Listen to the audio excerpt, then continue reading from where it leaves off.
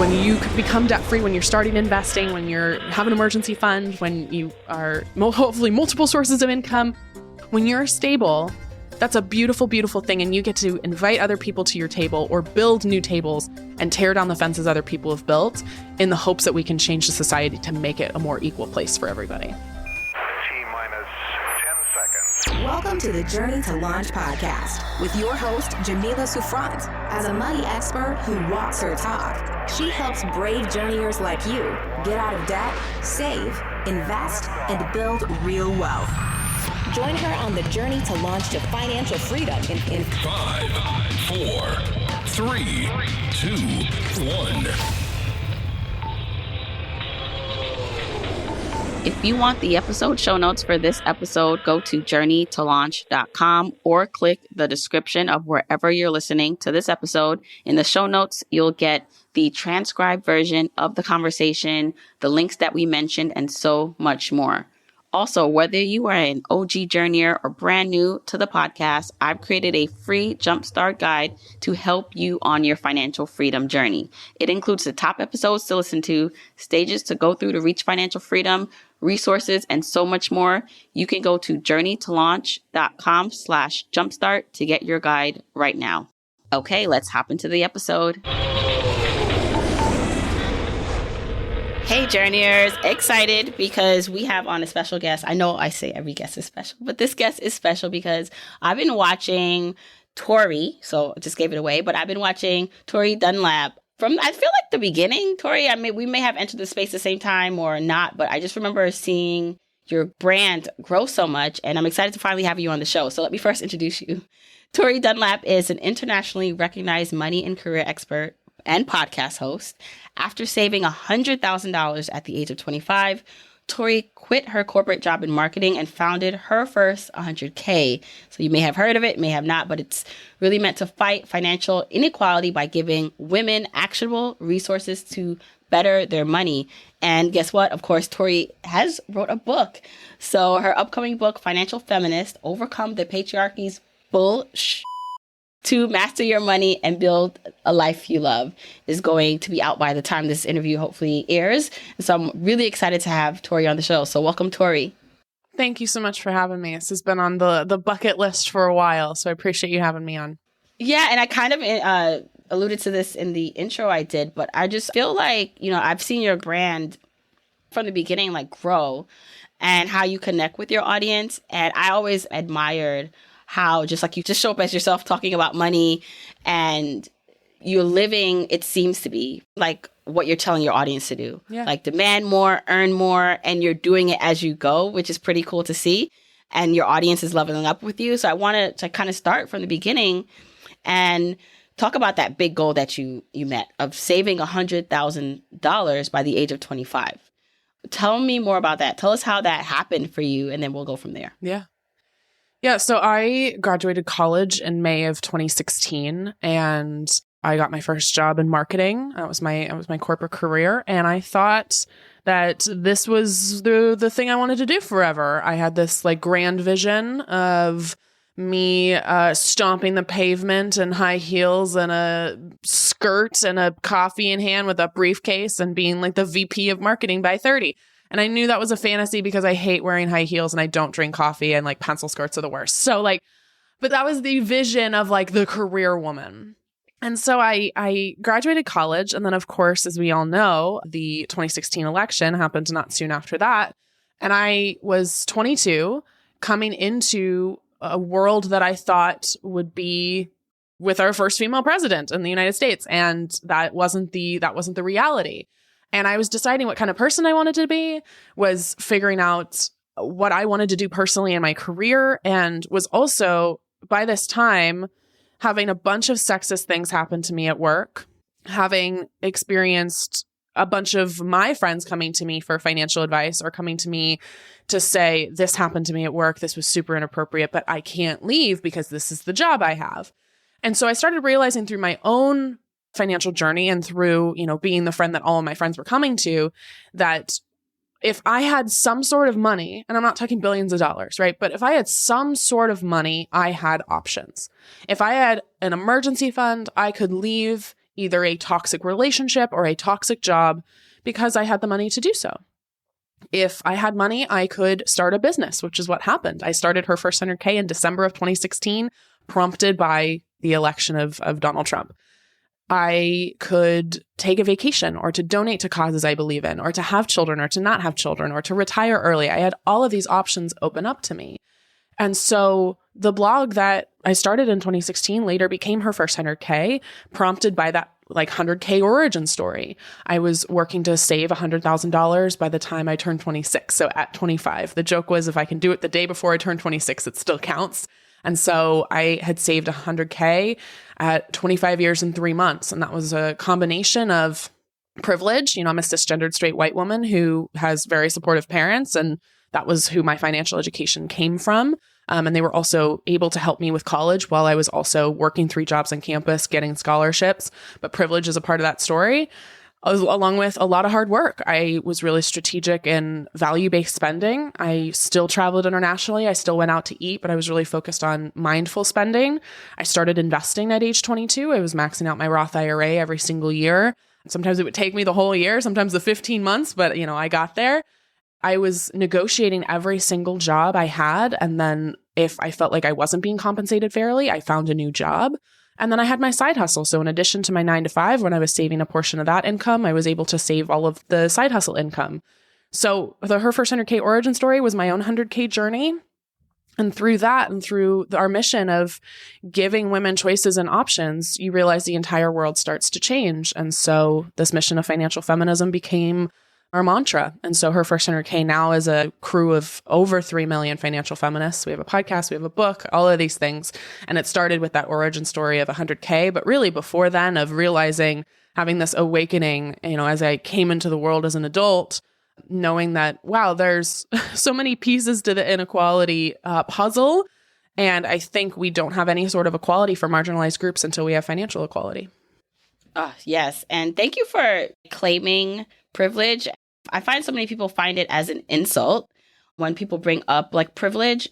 And I say this, I've said this a few times. So if you listen to this podcast a lot, you're like, all right, Jamila, you say this a lot. But I feel like we all have some level of privilege. Obviously, there are privileges that are just more overt and it's not as necessarily helpful to some as others. But in general, I think if we can be honest with ourselves and admit the privileges we have, we can understand what we can use to our benefit, and then also recognize and not be so offended if someone else does not have the same privilege or is, saying to someone hey, but you had this. Yes, I did. And, my goal is to then do this, right? I just feel like we should be doing more of that. So as you were in your early 20s, thinking of the master plan, right, to have more control over your life. Now, you mentioned some of the things you did. So you side hustled, you negotiated. So it sounds like your major way to get to that 100K was through income. Is that correct? Was growing your income? Yeah, it was income and then also investing in, what was that? 2016 to 2019, right? We had a really good market run that year or those couple years. And that's the thing I think a lot of people don't realize about investing. We have a huge investing gap when it comes to women and people of color, right? Massive. Women are less likely to invest than men, or more likely to not invest at all. And the number one reason they cite for not investing is fear. And you know this, right? Fear of getting started, fear of making a mistake, fear of losing money. And what ends up happening, of course, is that with the wage gap, right, 78 cents to a man's dollar, worse if you're a woman of color, is that we're taking less money and then we're either not investing at the same rate or we're not investing at all. And that's leading to this massive wealth gap where we're trying to retire, of which, by the way, we're going to live 7 years longer than men do, on way less money. And so one of the things that was part of my journey was starting to invest as soon as I could and allow compound interest to work for me. And it's one of the things that I talk about all of the time at Her First 100K is yes, we need that emergency fund. We need a budget. We need all of those things. But wealth building happens in big decisions, right? The negotiating your salary or moving on to another job that's going to compensate you fairly. Wealth building happens in starting to invest, even if it's just with a small amount of money and allowing time to work for you. So I think a lot of us get caught up, Ramit Sethi, who's another finance expert. He talks about these $3 decisions versus $30,000 decisions, right? The $3 decision is do I buy organic strawberries or regular strawberries, right? But the $30,000 decisions are the ones that really mean the most. And that's where we should be spending the majority of our time and energy when it comes to bettering our money. And so for me, yes, I was focused on, value-based spending and on not spending money on the things day to day that I really didn't love or didn't, want to spend my money on. But the things that really made a difference were those big wins, the negotiating, the investing, et cetera.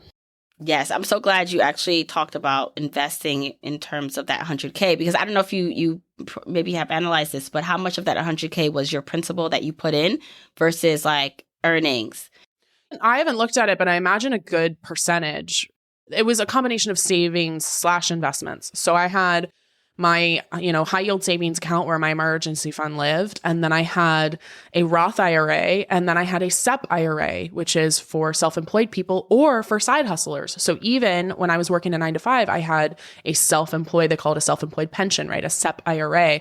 So I was like doing everything I could to max out my tax advantage retirement accounts, meaning that I could invest more money. Right. So also glad that you made that distinction, because sometimes people hear like, oh, it's just like putting like $100,000 in a savings account. It's wonderful to see in real numbers how compounding works, because for when I look at my portfolio, and I don't have the numbers in front of me, but like 50% of it by now is interest. So like the money, and that's the whole point, the money is making money for you, which is why it's so important to start. Yeah. And they say, the first 100K is the hardest. That's always the joke. And so that's kind of where, the idea of her first 100K came about, was like, if I can get to that 100K, I can ease off the gas a little bit, because that's the incredible part about compound interest, especially with time, is that 100K at 25, if I never contributed another penny, which of course I didn't do, but if I never saved or invested another dollar, I would still have $1.6 million by the time I'm set to retire at 65. And, you don't have to be 25. Compound interest works whether you're 18 or 88. And so a lot of people come to me and they're like, is it too late to get started? And they're like 40 or 45. And I'm like, no. Never, never, never, never. We'd rather have some money in the bank or some money in an investment account than not at all. And the common myth about investing is that you need a lot of money. You don't. You can get started $20, $50, even if you just do it once and allow it to grow, right? $100 investment now in 30 years is going to be probably a couple thousand, depending. So I think that that's something that I learned from an early age. And that's one of the biggest things we try to pass on at her first 100K. And we also co-created an investing education app called Treasury, because we were just so focused on how do we get women over that hump of believing that investing is intimidating. And it's so crucial in building wealth. Like there's a limit to how much you can cut down. There's budgeting can do so much, but being able to manage your earning and the difference between your spending and your income, like that's where the true wealth is generated, and not long-term wealth, but in the now wealth, right? Like being able to afford yourself opportunities to travel or do things with your kids or take the vacation you want. It's so important. Yeah, I couldn't agree more. And I think, I talk about this in my book, Financial Feminist, is like there's all of these narratives about money that we're told, right? And I just rattled a couple off, right?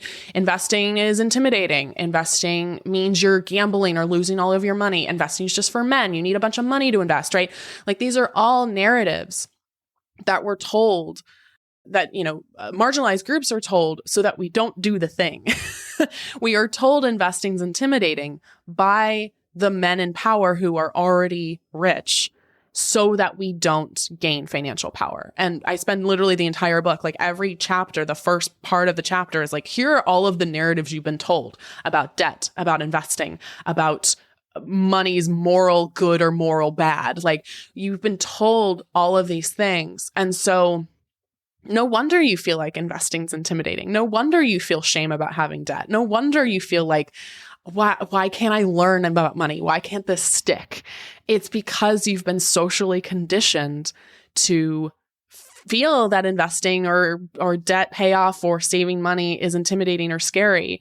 It's so that you don't do it, so that the people in power continue to be in power.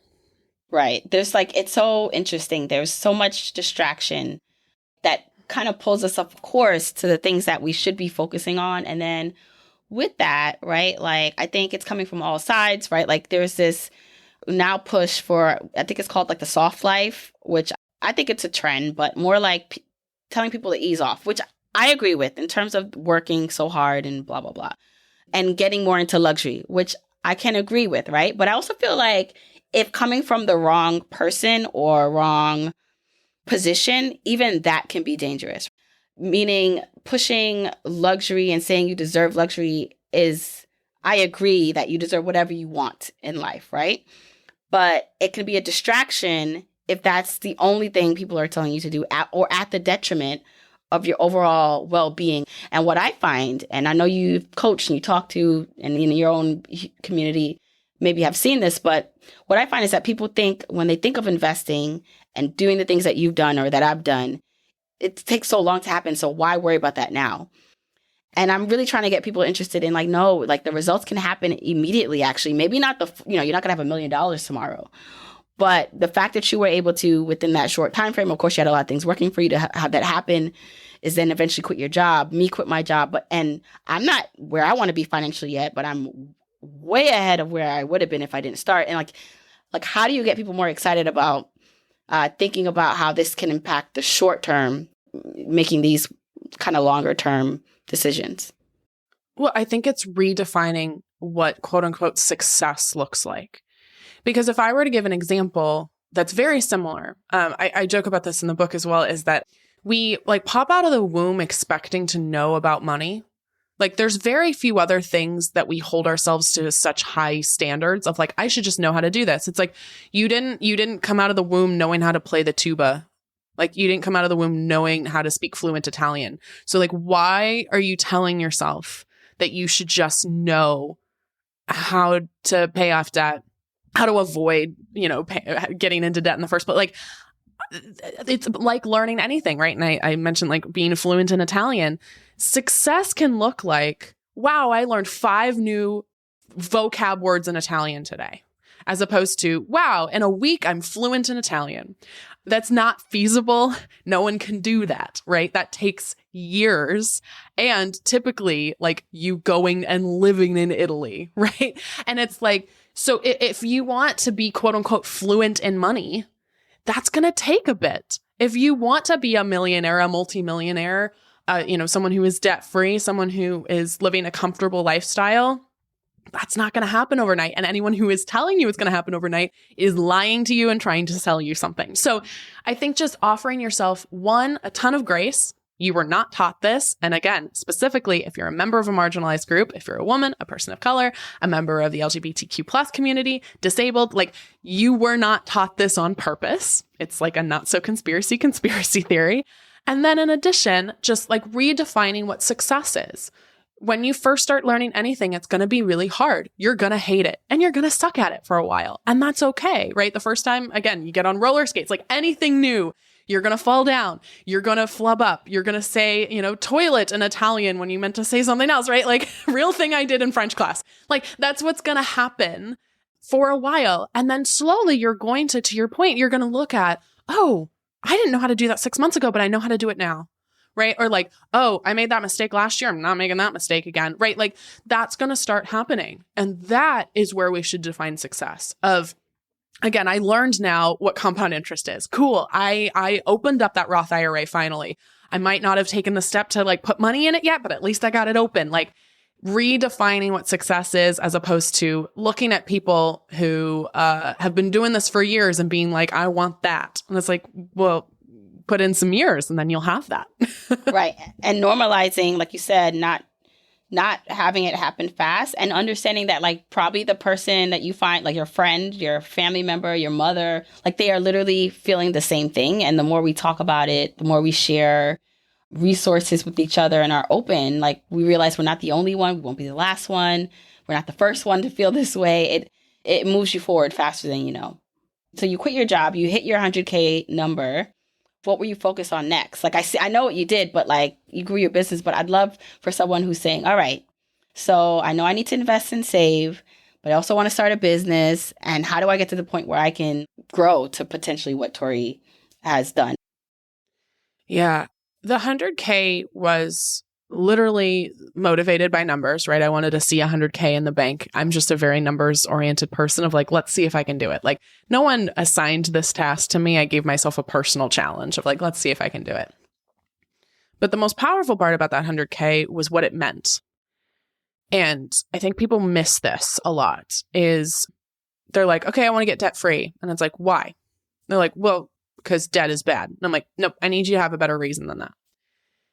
Oh, I don't want to be indebted to somebody anymore. And I want to use the money that I'm contributing to my student loans or to my credit cards to take a vacation. That is way more powerful. Your why, your psychology of money, why you're doing this thing, is the thing that keeps you motivated even when you don't want to keep saving. It keeps you motivated even when you're like, oh my gosh, I've been paying off this debt for a year and I'm over it. I imagined what my life would look like when I didn't have to go to my corporate job anymore, because that 100K was the permission slip where it was, my safety net so I could quit my job. I literally got very, very specific of like what my day would look like. I would no longer have to wake up early in the morning and drive to the train and get on the train and commute into downtown and sit at a desk working for somebody that I may not have been in love with for a long time, for 8 hours. And even if my work was done, I still had to sit there for 8 hours. And then at 5:30, when I was really exhausted, I'd get back on the train and do that whole thing again the next day. I didn't want to do that. Didn't want to make someone else rich, especially somebody who I didn't respect. Didn't want to have to ask to take vacation. Didn't want to have to, be physically at work all the time, but specifically have to put in 40 hours a week, even if I got my work done in 30. And so I visualized, okay, I get to get up. Maybe I'm in Europe. Maybe I get to work from Europe, a real thing I did last year. Like, I get up and I get to lead my team and I get to employ people. Specifically, most of my team is women, get to employ women. I get to make more money than I've ever made in my entire life. I get to choose my own schedule. I get to take Fridays off if I want to take Fridays off. So all of this, I got very, very crystal clear on like how my life would change if I succeeded in that goal. So if you haven't done so already, dear listener, is like, when you're setting financial goals, make them very specific and make them very wax poetic, dream big. Like, how is your life different now that you're debt free? How is your life different now that you work for yourself? In terms of very practical elements, I think the smartest thing I did was that I grew her first 100K very slowly on the side. I didn't ask it to be more than it could be by quitting my job way before I was ready. I didn't ask it to support me during a time that it couldn't support me. It allowed me to make potential risky decisions in my business. In 2019, I killed my best-selling product, which was private one-on-one coaching, because I just didn't have the bandwidth. And so in a temporary standpoint, or temporarily, I lost out on a lot of money, but it was the right decision for the business. I just took it really, really slow. I've still never paid for ads. We have no outside venture capital. I'm really proud of that. We just grew it very, very slowly through organic social media, through connecting with our community. And I wasn't dependent on it to support me, to pay my rent and to pay my bills. So I was able to make decisions. I was able to grow a really good foundation before we made a lot of money. The first 2 years, I don't think we really made anything. So allowing that to grow on the side, I think, was really, really impactful, as opposed to, the moment I could being like, I'm going to be an entrepreneur. That wasn't going to work for me. Yeah. But see, I think that solid advice and behind the scenes, that's what a lot of people do. I mean, entrepreneurship, as you know, as we both know, is not easy, but it's even harder when you are depending, like you need a check or something to come through, because then you start doing things that you don't want to do. You create another prison for yourself, right? And you don't want the thing that you're really passionate about to be the thing that you start resenting. Like, I didn't want to resent her first 100K because I wasn't bringing in enough money, right? Like, I didn't want to feel bitterness towards the thing that I really loved before the bitterness, I guess, was absolutely necessary. But I didn't want to rush it. I have a theory that there's two kinds of entrepreneurs. There's one kind that has to fling themselves off the cliff, and that's the motivation they need to scramble and find a parachute.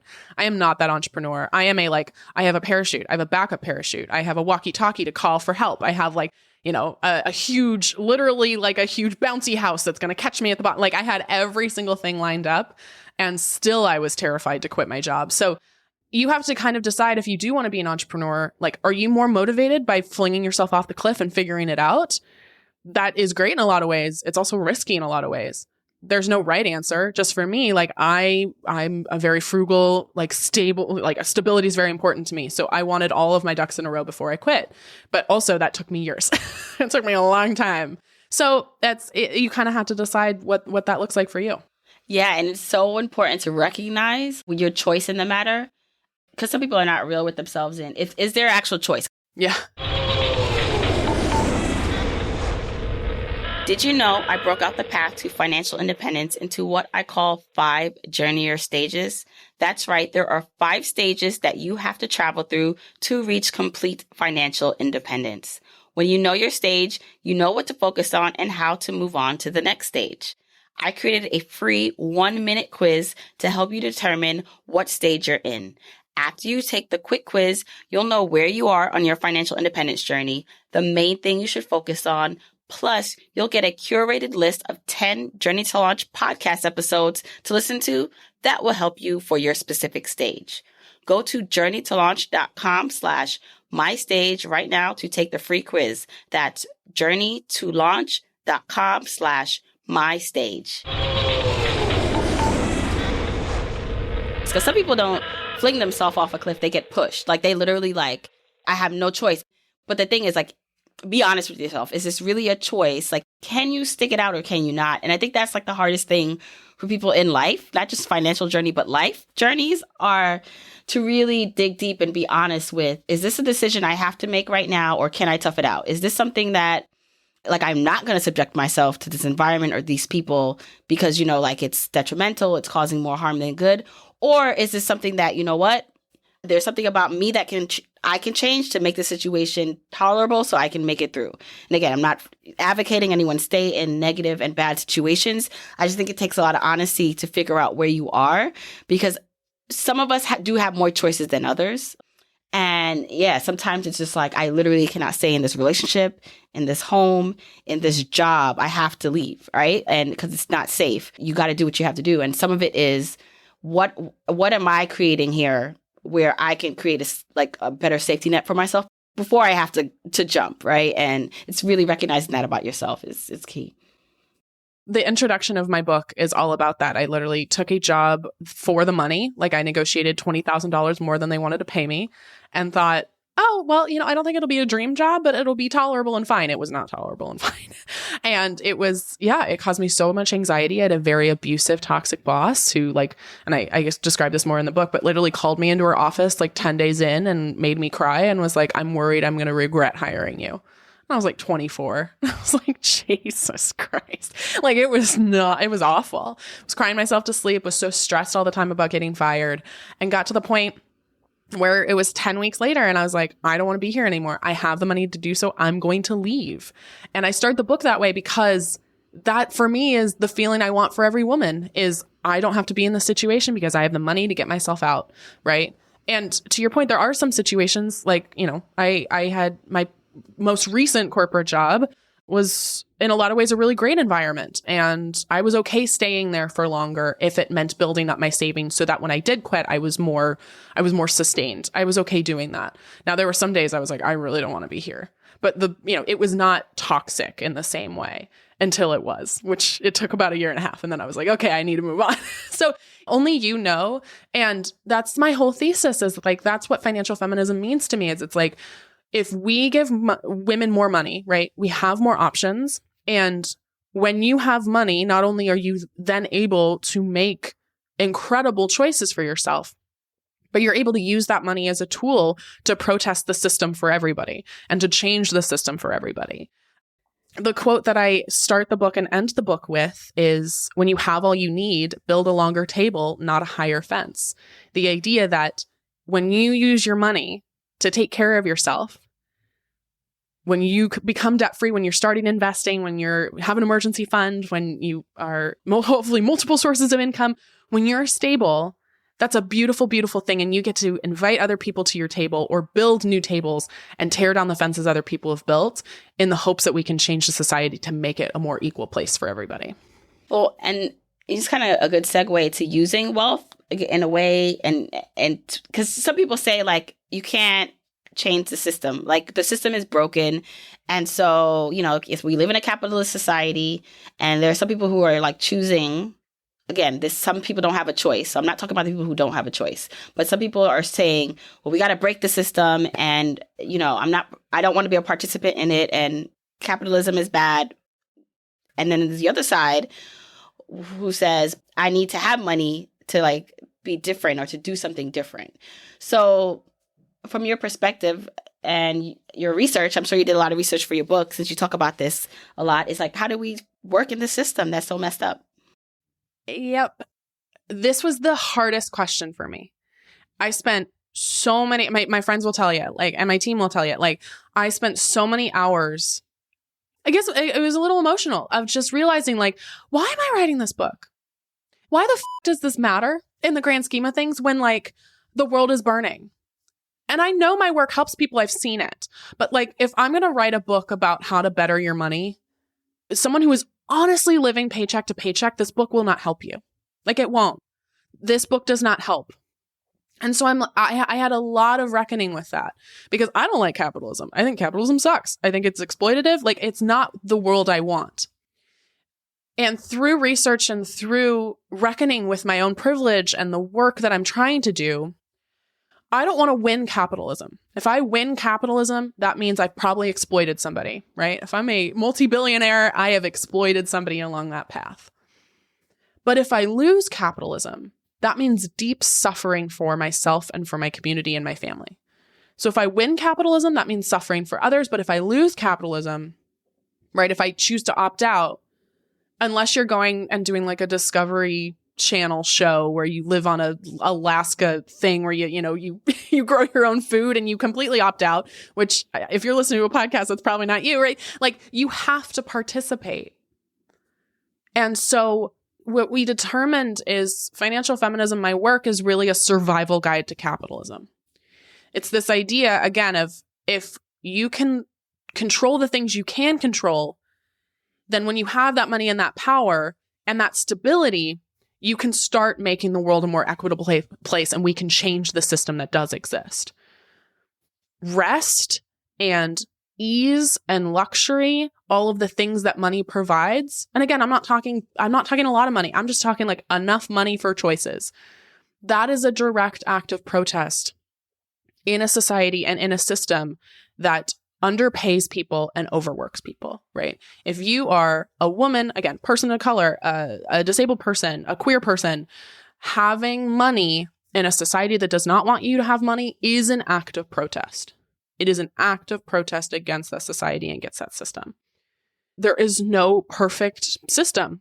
We're humans, we're deeply flawed. There is no perfection. This is why we spend a whole chapter of our book and why we do this on the podcast is, I tell you how to get out of debt. I tell you how to start investing. Also, we are focused on how do you vote? How do you change the policies that exist? How do you protest? How do you support organizations and businesses that are Black-owned, women-owned, queer-owned? Like, how do you support and use your money to actually see that, to support the change you want to see? But it is something that I've really reckoned with. And I spoke to Julian and Kirsten over at Rich and Regular. And I had this conversation with them as well. And because, again, it makes me really emotional. I'm like, it doesn't seem a lot of times like this matters. The most gaslighty thing you can say to like a single mom who's working 2 jobs who still can't make ends meet is like, here, read this book about how to build wealth. And she's like, I don't have money left over. I don't even have money to support, the current bills that I have. And so we were talking about this. And for them, they're 2 Black individuals. And I asked them how they reckoned with it. And Julian gave this great example of like, I have to climb the mountain. And if one of us gets up, then I can throw a ladder, I can throw a rope, I can climb back down and help you climb up, right? I can send help. But like, somebody's got to get to the top of the mountain. And then you hope the person that's getting to the top of the mountain, right, is morally good and is gonna assist. So for them, for you, for me, I think that's the idea is like, if I can slowly climb the mountain, I can then show you, oh, yep, if you put your foot on that step, you're gonna fall, right? Oh, that's a trick step. Oh, if there's an avalanche at this point, like if I can tell you and give you resources to be able to climb the mountain and to use my money to make the mountain easier to climb, that's the best I can do. Yeah. And it's so like you, I think about that often about who this content is for, which is why I feel like it's so important to have diverse voices and people sharing their stories, because not everyone's going to relate to everyone.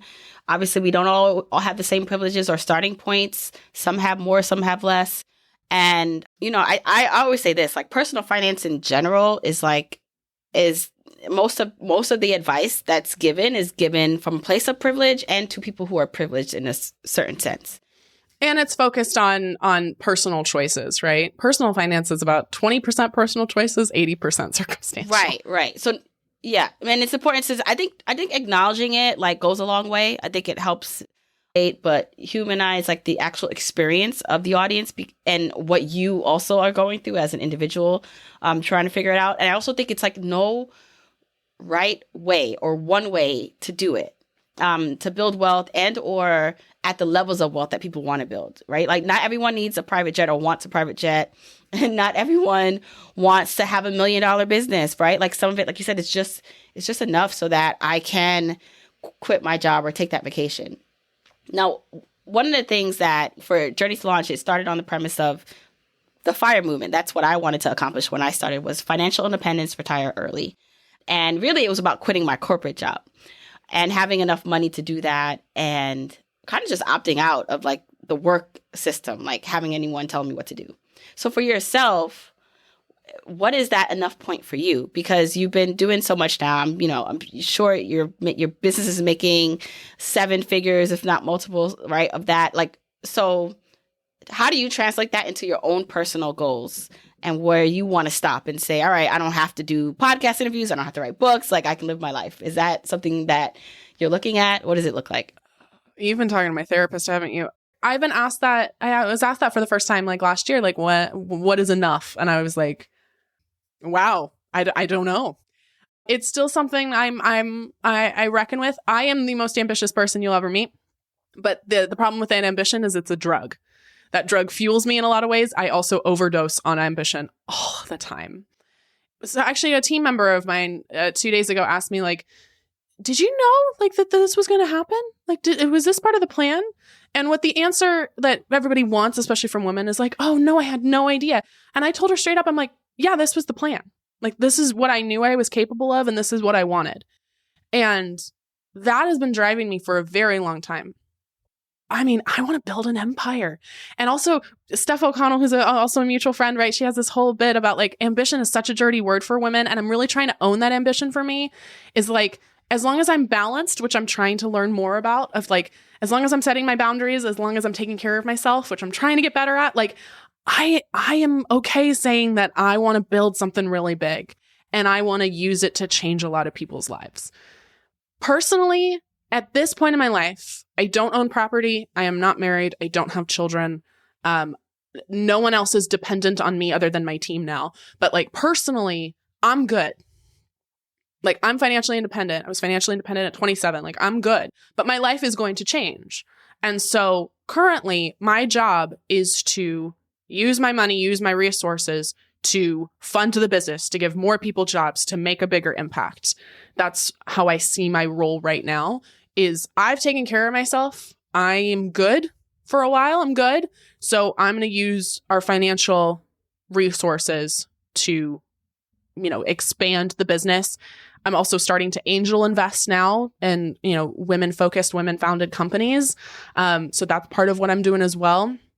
But it's something I've thought a lot about. Like, when are we good? Because I love my work. I deeply love the work that we do. I can see how much it changes people's lives. I also have this very deep longing to just like run into the woods where no one knows my name and to like, foster some dogs and read a book all day. But I also know that I wouldn't love that all of the time. So what I'm trying to do personally is I'm trying to find like the middle of the Venn diagram of like ambitious, busy businesswoman with cabin in the woods, anonymous, no one knows my name, and finding the happy medium. And I haven't quite cracked that code yet, but I'm working on it. Yeah, well, I'm glad you kind of shared that vision because I know a lot of people are struggling with that. Like, what does success look like for me? I think when I first started, I wanted to have an empire. And as the more I'm doing it, and I don't know if it's just like the amount of years that I kind of been in it. And by no means have I been like in this game that long. But maybe it's coupled with the outside responsibilities, like having small children and life, like, life is lifing. It feels more like, I don't know about that empire anymore. Like, I don't like, I want to make an impact and I want enough money to live the life, like give my kids experiences and take the vacations we want. But it's that like fine line. And I think what's important to note is that it can change. Like maybe there's moments in your life, right, where you do slow down. And maybe there's moments in your life where you're like, nope, I'm full speed ahead. I'm going after it.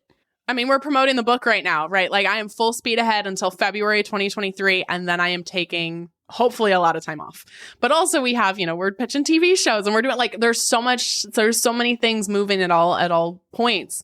And like, it's something I've really struggled with where I am trying to figure out how to take care of myself, how to honor what I want. But also I have 15 people dependent on me as well. I have 15 people dependent on our team that they don't get their checks paid unless I am out here leading a company. And so we're trying to find more sustainable ways to have the company exist with and also without me. Not permanently without me, but just having that space for me to be able to go on vacation, be able to take a hiatus for a little bit. So it's something we're still working on. And it's also just like, I want a lot of this. Like, I want a lot of this. I've always wanted to write a book. That was a dream of mine. I literally wrote down when I was 7 that I wanted to be an author and write a book. And so I wrote a book both because, 26, 27, 28-year-old me wanted it, but also because 7-year-old me, that was her dream. There's a lot that I want to do and a lot that we haven't done yet. But at the same time, I have a lot of, it's like, I call it like the cabin in the woods feeling where I just like want to check out. I don't want anybody to know my name. I don't want my face on billboards. I just want to leave. So, and I've worked with a coach about it. And she's like, well, neither is going to completely support you in the way that you want, right? Full ambition leaves you longing for something else. But I know that if I were to live that, completely anonymous lifestyle where I'm not working at all, I'm going to get really bored really fast. So I'm trying to find the mix of both of those. And coming to the point you've come, right, experiencing the financial wins and the business wins, looking back now, what would you have told or what's the advice you'd give yourself or someone who's starting out, who's like, all right, I want to either have the financial success, make that first 100K or build that business. What's that advice to that person or to yourself that you'd say, like, these are the things you should start with and focus on to get you there? Specific financial advice, automate your savings, automate everything you possibly can. Set up automatic transfers from your checking account or your payroll platform into your savings. Set up that automatic 401k contribution. Like, I think we have this weird narrative that money should be difficult or that we have to we have to remind ourselves to automatically or to set up a transfer or to pay our bills. And I'm like, don't make this harder than it has to be. Like, these things exist for a reason. Take advantage of them. So automate every single thing you possibly can. And we talked about this earlier, but if you are not investing, even if it's just $100, like, start investing. Open up a Roth IRA, put the money in, and then you have to choose your investments. We talk about this a lot on the podcast is people miss that second step. You have to not only open the account, put money in the account, but also purchase your investments. Just because you put money in a Roth IRA doesn't mean it's actually invested. And I'll shamelessly plug, but this is why we built Treasury, which is our investing education platform. We literally start with an investing 101 workshop that's led live by me, where I teach you exactly how to get started investing, exactly how to open that account, how to choose your stocks, all of that. In terms of more fluffy advice that I wish I heard, less specific to personal finance, I was looking at so many people's businesses and going, I want that. I know I'm capable of that. And then getting frustrated that it didn't happen. Like, I think, who is now a colleague, which is crazy. Jenna Kutcher. Like, I looked at her business in 2016, 2015, and I'm like, I know I'm capable of that, but I have like 2,000 followers. She has like 300,000. Like, how do I get to that? And then I would get like upset because I'm like, I know I can do that. I know that I want that. I know I'm capable of it. Why is it not happening? But the funny thing about quote unquote overnight successes is that they're overnight to you because you discovered them last night. Like, they look like overnight successes because you discovered them last night.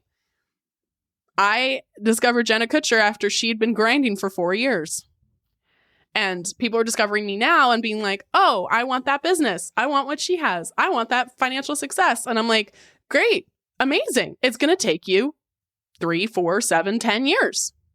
And like, as long as you're willing to do that, that's okay. But the patience that you need to have and the understanding of, okay, I love that I know I'm capable of that. Let's work towards it. As opposed to, I want it right now. Because if I did have that business at the time I wanted it, if I could magically like genie Jenna Kutcher's business into my life in 2016, I did not have the experience to run it. I wouldn't have known what I was doing. I didn't have the team and the system set up to support that business, right? And I learned that through the 4, 5, 6 years of building the business. So we often look at people and we go, I want that. First of all, ask yourself if you actually want it or if you just want like the Instagram version of it. And the other thing too is like, are you willing to be patient? Are you willing to use that as like a good goal for yourself, but willing to be patient? In addition, I think the other thing that I would tell people is in that like looking at somebody's business or looking at somebody's life, I think it's very easy to look at parts of somebody's journey and be like, that's not exactly mine, so I'm not going to use that advice. Like, I get that a lot from people is, I acknowledge my privilege. I should, and I'm proud to do that. But people check out. They're like, oh, okay. She got like her college paid for. Not true. Did I have support parents? 100%. Did I have parents who were really frugal and financially minded? Yeah. Is that a privilege? Yes, 100%. However, I also have a lot of really good things to say that can help you beyond that. Right? I can teach you how to invest. I can teach you how to save money, even if you have student loans, even if you didn't go to college. So I think a lot of times with people's journey is we want them to look exactly like ours. But the funny thing is, of course, no one's journey is going to look exactly like ours. So using somebody as inspiration rather than feeling like, oh, that's not exactly my situation, so I'm just not going to listen to them, or using their journeys as threats to your success rather than motivation.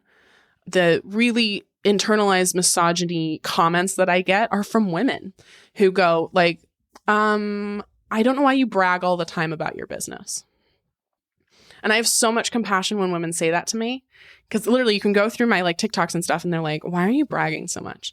And I'm like, I am standing in my power, feeling proud of my accomplishments. And that's the feeling I want for you.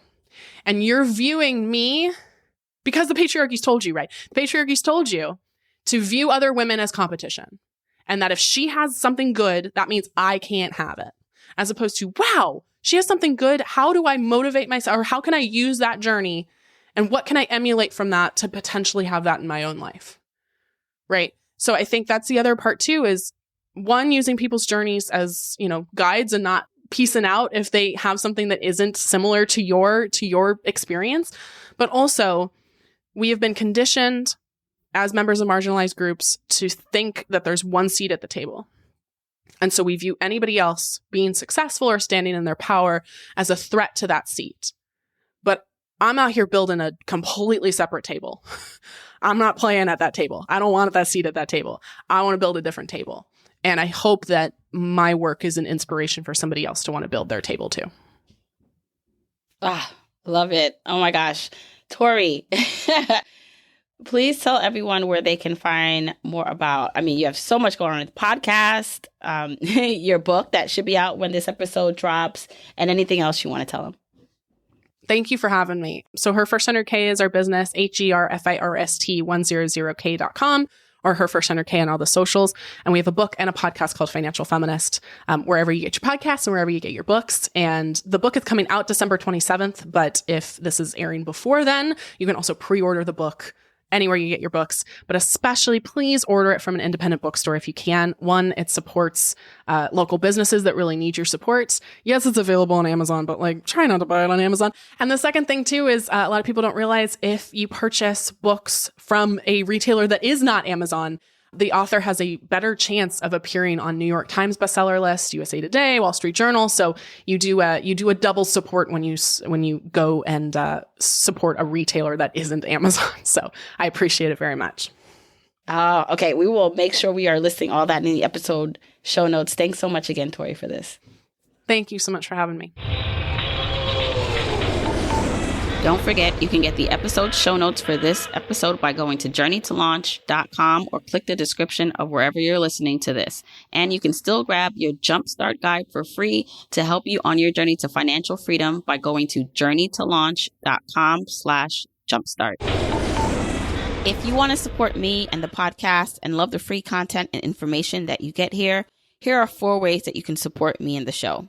1, make sure you're subscribed to the podcast wherever you listen, whether that's Apple Podcasts, that purple app on your phone, your Android device, YouTube, Spotify, wherever it is that you happen to listen, just subscribe so you are not missing an episode. And if you're happening to listen to this in Apple Podcasts, rate, review, and subscribe there. I appreciate and read every single review.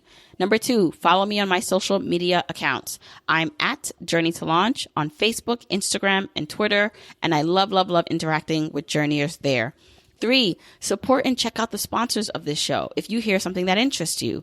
Sponsors are the main ways we keep the podcast lights on here, so show them some love for supporting your girl. 4, and last but not least, share this episode, this podcast with a friend or family member or coworker so that we can spread the message of Journey to Launch. All right, that's it. Until next week, keep on journeying, journeyers.